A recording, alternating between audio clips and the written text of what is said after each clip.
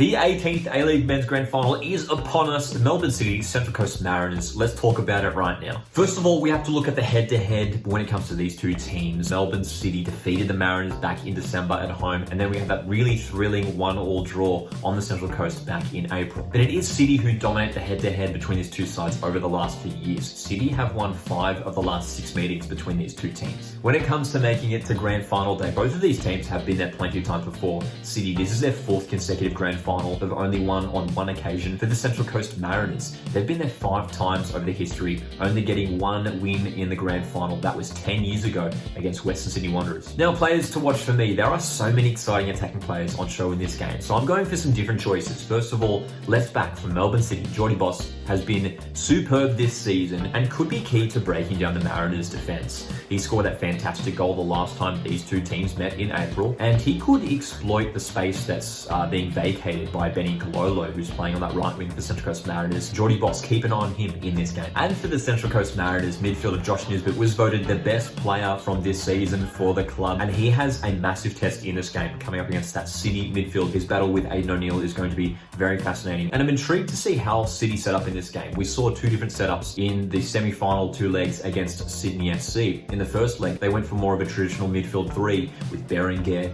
Van der Ven, Berisha. Of course, Aidan O'Neill was unavailable for that game. Do they set up with that more traditional midfield 3 with O'Neill and perhaps Berisha and Van der Ven? Or is it Matt Leckie who shifts into that midfield playing as more of a number 10? Really curious to see how City set up. I think to deal with that Mariners midfield, which has been fantastic all season, Nisbet and Ballard, I expect City to set up with a 3-man midfield just to try and overpower those 2 central midfielders for the Mariners. And now it's time for my prediction, and I try not to be biased being a Mariners fan, but I'm going to back the Mariners for a win in a really tight contest here. I'm going 2-1 after extra time. I absolutely acknowledge the quality and the experience that City possess, and they'll be heading into this game as favourites, and rightly so. They've been by far the best team in the competition this season. But Mariners are playing with such confidence and have such a fantastic team spirit. I think it's going to go down right to the wire, potentially a penalty shootout. But Mariners, I think they win it right at the death. Jason Cummings to score the winner in the 118th minute. It is set to be a thrilling Grand Final matchup, 2 very exciting teams. Drop your predictions down in the comments below. We'd love to hear what you guys think. Make sure you hit like on the video if you have enjoyed. My name's Lucky. This is Coastal Football,